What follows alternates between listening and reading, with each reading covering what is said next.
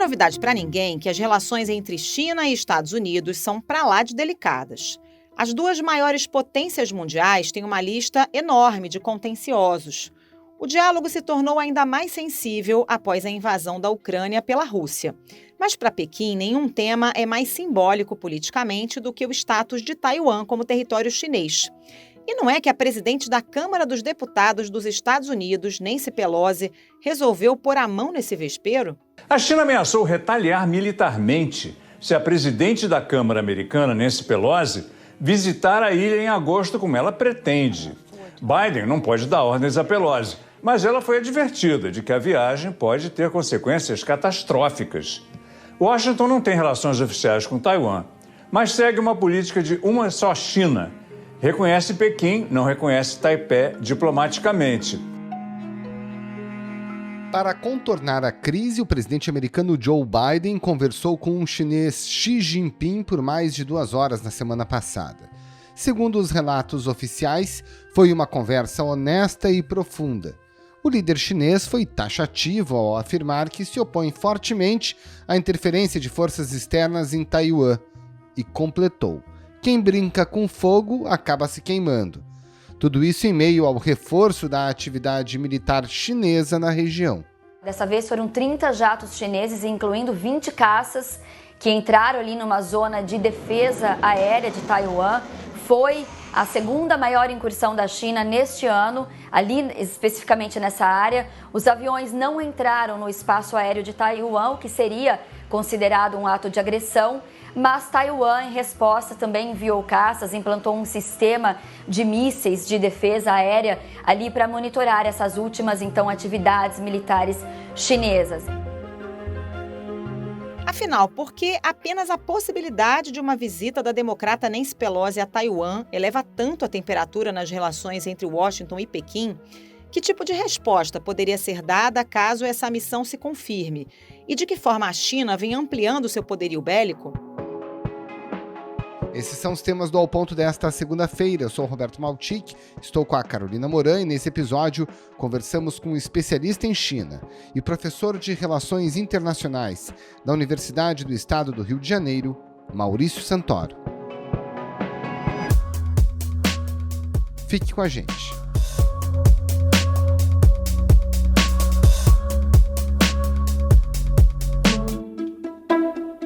Professor Maurício Santoro, por que a China consideraria um verdadeiro insulto que poderia demandar, inclusive, uma resposta sem precedentes à visita da presidente da Câmara dos Estados Unidos, Nancy Pelosi, a Taiwan? As relações entre China e Estados Unidos têm piorado muito ao longo dos últimos anos, particularmente desde o governo Trump.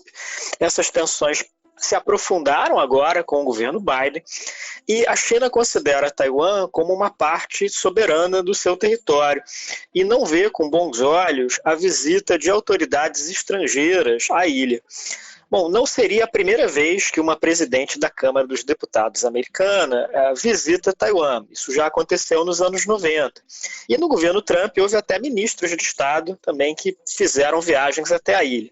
Mas no contexto atual, essa viagem seria muito mal recebida em Pequim, em particular porque desde o início da guerra da Ucrânia, esse paralelo, como a Rússia considera a Ucrânia e como a China considera Taiwan, ele está muito em evidência. E há uma discussão muito forte nos Estados Unidos sobre como eles poderiam ajudar Taiwan caso a ilha fosse ocupada pelos chineses. Então, tudo isso colabora para criar esse clima de muita instabilidade, de muita desconfiança, e para culminar, em outubro vai acontecer o Congresso do Partido Comunista da China, que provavelmente vai confirmar para um terceiro mandato como presidente Xi Jinping. Mas também nessas circunstâncias, é um momento em que toda a liderança política chinesa tem que afirmar as suas credenciais nacionalistas, tem que mostrar um vigor muito grande em defender o país. Então qualquer coisa também relacionada a Taiwan vai ser encarada nessa perspectiva.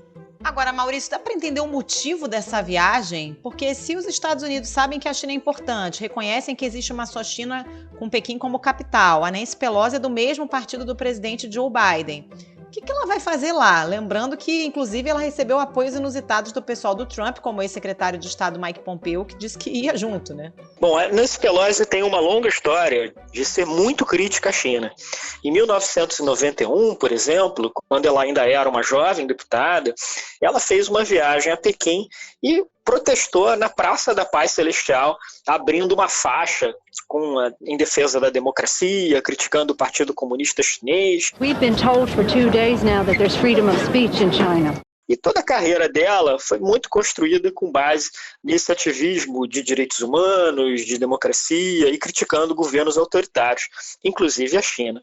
E ela tem dito em diversas ocasiões, em várias entrevistas, que os interesses econômicos entre os Estados Unidos e a China não devem ser comprar o silêncio dela, né? Que ela não vai se abster de criticar o governo chinês por causa de todas essas outras considerações.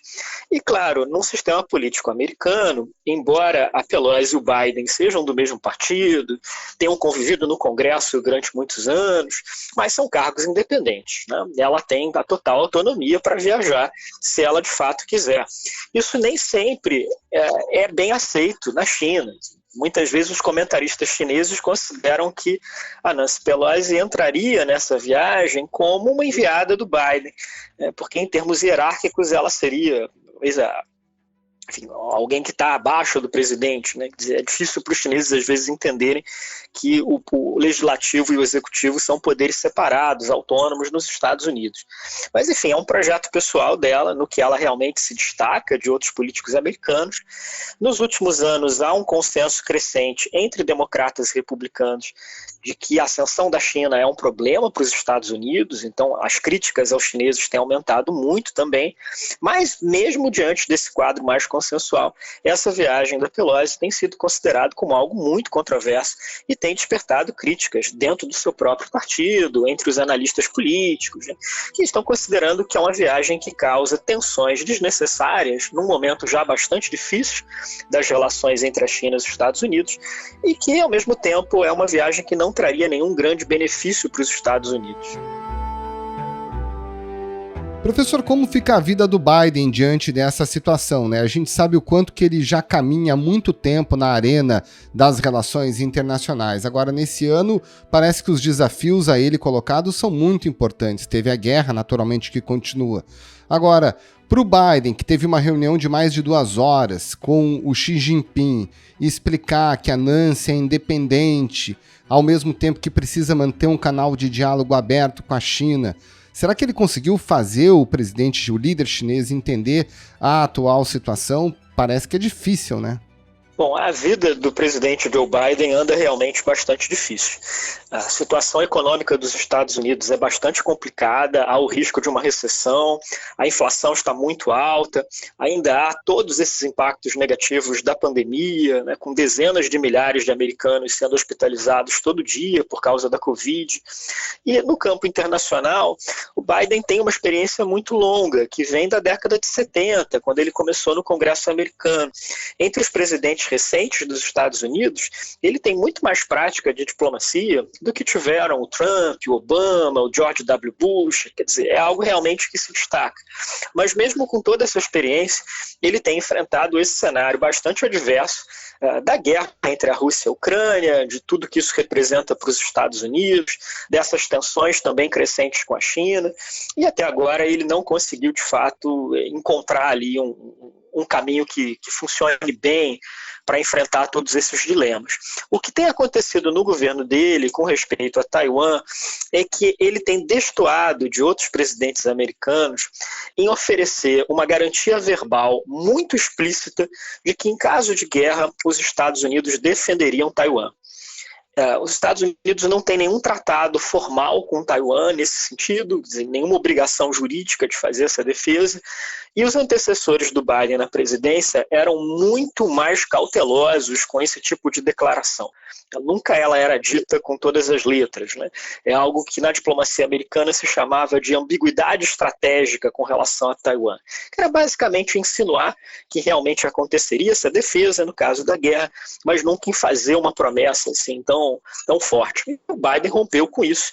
Então essa posição nova também tem sido bastante criticada nos Estados Unidos, mas ela é mais um sinal dessa situação de deterioração entre as relações da China e dos Estados Unidos nos últimos anos. Maurício, os Estados Unidos atuam hoje em termos de ajuda militar a Taiwan e como é que a China lida com isso? Sem dúvida. Os americanos há muitas décadas, né, fornecem muitos armamentos, treinamento para as tropas de Taiwan. Quer dizer, é uma relação, se a gente quiser fazer um paralelo, né, que tem muito em comum com a maneira como os Estados Unidos e a União Europeia têm ajudado a Ucrânia desde a invasão da Rússia. O mesmo de antes. E no caso de Taiwan, bem mais até. Se a gente fizer uma comparação entre esses dois grandes focos de tensão geopolíticos, né, Taiwan é muito mais importante para os Estados Unidos do que a Ucrânia. Porque Taiwan está no centro de uma série de grandes rotas de navegação que são absolutamente fundamentais para o comércio global. Então, se houver uma guerra entre China e Taiwan, se os estreitos forem bloqueados, se o Mar do Sul da China passar ali por algum tipo de bloqueio naval, o comércio global sofreria um baque inacreditável.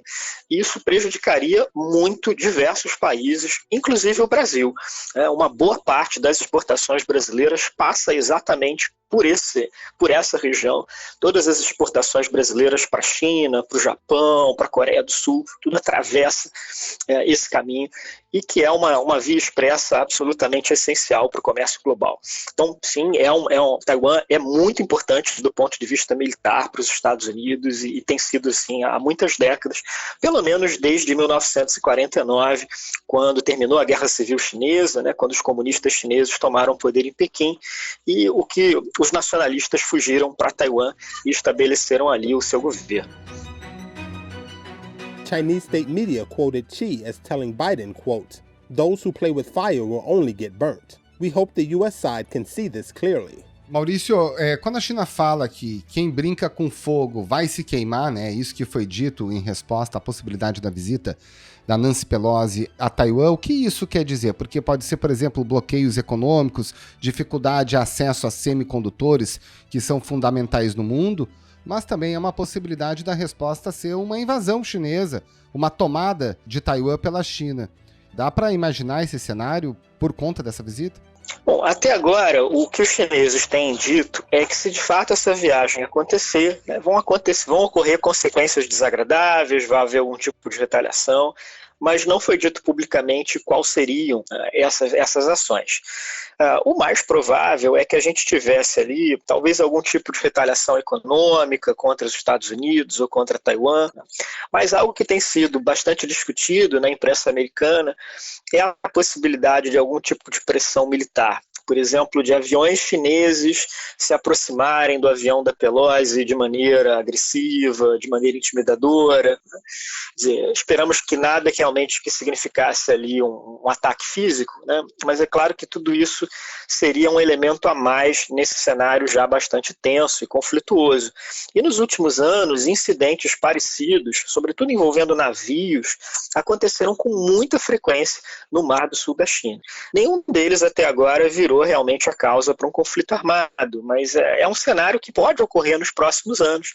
E até uma das reportagens publicadas na imprensa americana nessa semana citava uma fonte não identificada do governo Biden, dizendo que eles acreditavam que talvez já no próximo ano a China pudesse bloquear o Estreito de Taiwan, né? Esses estreitos que separam a ilha da China continental.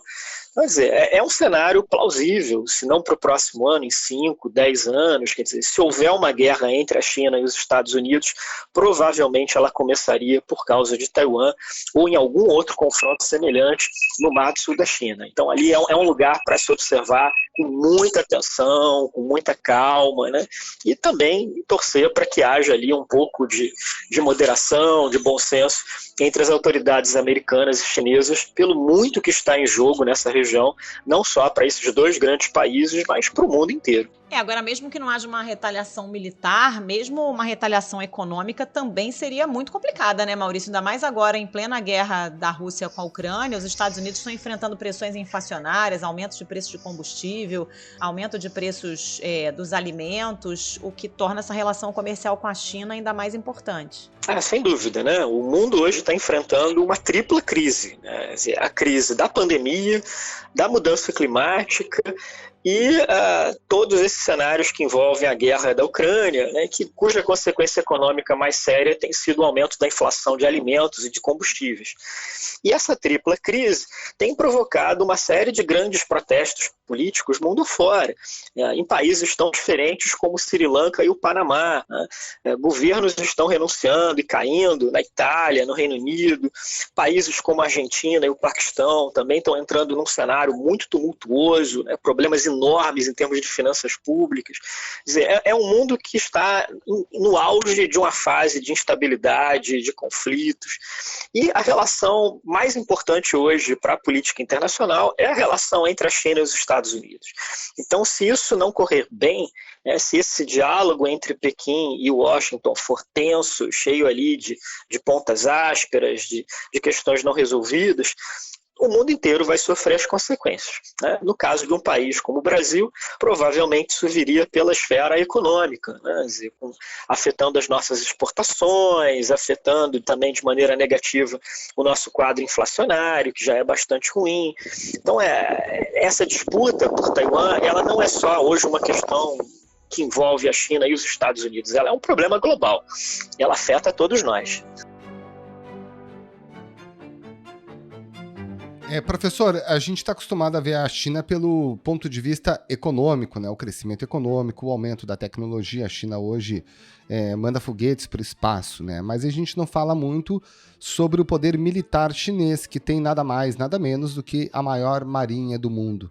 Qual é a capacidade militar hoje da China? Bom, nesses últimos 20 anos, sobretudo, a China tem procurado transformar essa sua nova prosperidade econômica em poder militar. To make that China dream a reality and achieve the Great Rejuvenation, Chinese leaders believe they must have the world's most powerful military. Então ela tem investido muito em defesa e tem melhorado, né, se tornado mais aprimorado do ponto de vista tecnológico o seu exército, a sua marinha e a sua aeronáutica.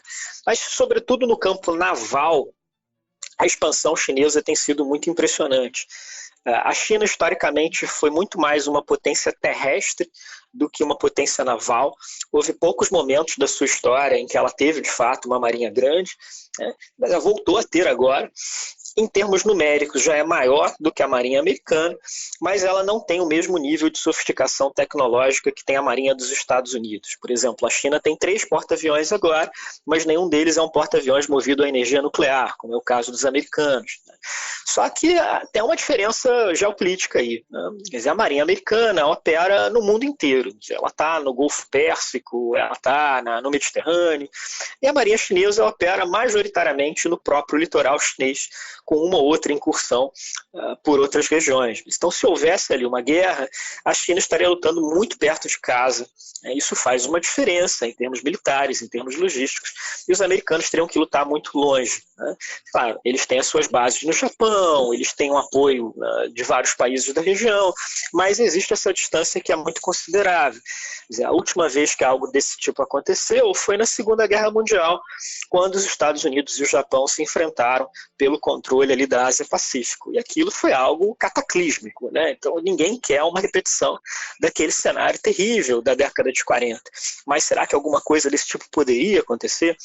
E essas tensões militares estão ocorrendo hoje, sobretudo numa disputa entre a China e os Estados Unidos, por alianças políticas, né, por influência, nessas várias ilhas do Oceano Pacífico. E aí, num campo que vai desde o Taiwan até as Ilhas Salomão.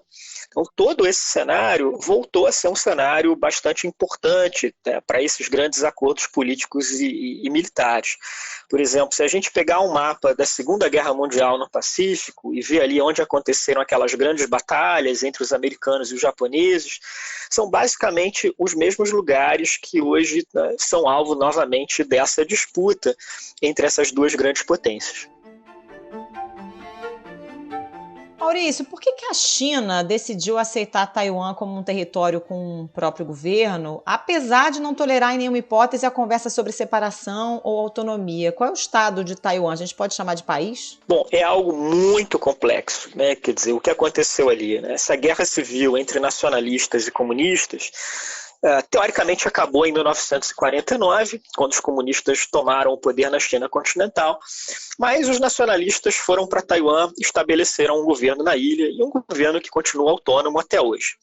Durante muitas décadas, a maior parte dos países do mundo reconhecia o governo de Taiwan como sendo o único e legítimo representante da China. O governo comunista em Pequim, do Mao Tse-tung, era um pouco um pária internacional, ou pelo menos junto aos países capitalistas, né? Na década de 60, uniu mais uma vez camponeses, estudantes e operários para combater o que ele chamava de elite e mentalidade burguesas. Isso foi mudando com o tempo, e a partir dos anos 70, por uma combinação de interesses políticos e econômicos, a maior parte dos países mudou esse reconhecimento diplomático. Passou a considerar o governo em Pequim, né, o governo do Partido Comunista, como o legítimo representante da China. E foram rompendo esses laços com Taiwan. Então, hoje em dia, tem apenas aí em torno de 15 países que reconhecem Taiwan. Metade deles na América Latina. Países, por exemplo, como o Paraguai, uma série de países, ilhas do Caribe, ilhas do Oceano Pacífico, são países muito pequenos que mantêm esse reconhecimento a Taiwan, principalmente em troca de ajuda econômica, em troca de cooperação em educação, em saúde, por aí vai, né? Mas ainda é uma ferida aberta da Guerra Civil Chinesa, ainda é algo que os chineses não conseguiram resolver. Dos anos 90 para cá, essa China mais próspera economicamente, mais integrada na economia global, tentou solucionar uma série dessas questões vindas desse passado de fragmentação territorial. Então a China conseguiu negociar, por exemplo, o retorno de Hong Kong e o retorno de Macau para a soberania chinesa. É fácil? Não, é muito difícil. A gente está vendo, por exemplo, como que no caso de Hong Kong, todos esses conflitos políticos da época em que Hong Kong era uma colônia britânica, com mais liberdades do que havia na China, continuam muito presentes. E ainda hoje são também ali o palco de disputas muito grandes da China com os Estados Unidos, com o governo britânico, né? E no caso de Taiwan, esse retorno nunca conseguiu ser negociado. O mais próximo que se chegou disso foi um acordo de 1992 entre Pequim e Taipei, né, entre os governos, né, desses dois territórios, que mais ou menos dizia, é um acordo muito ambíguo, até hoje ele é muito disputado, o que ele significa exatamente, mas que mais ou menos dizia que seria legal se houvesse uma reconciliação nacional, uma reunificação em algum momento da história. Mas é isso, não tem nenhum compromisso fixo. A posição oficial do governo da China é que essa reunificação com Taiwan deve ocorrer no futuro, mas que ela deve ser feita de maneira pacífica, sem o uso da força militar, e sempre uma retórica, né, de que é o mesmo povo, né, dos laços, né, entre essas populações.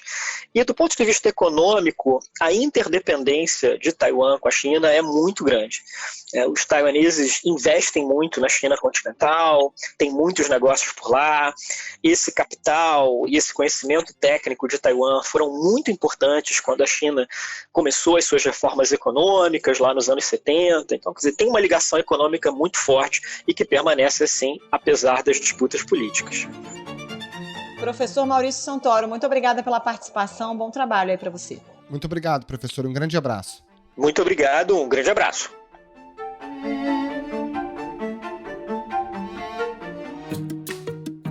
Esse foi o Ao Ponto de hoje, o podcast diário da redação do Globo.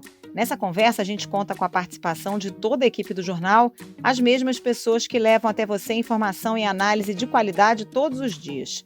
Quer saber mais? Assine o Globo. Acesse assineoglobo.com.br e confira todas as notícias e reportagens especiais. Nesse episódio, além dos áudios da TV Globo, a gente utilizou áudios da TV Cultura e do canal no YouTube Liberty Sculpture Park.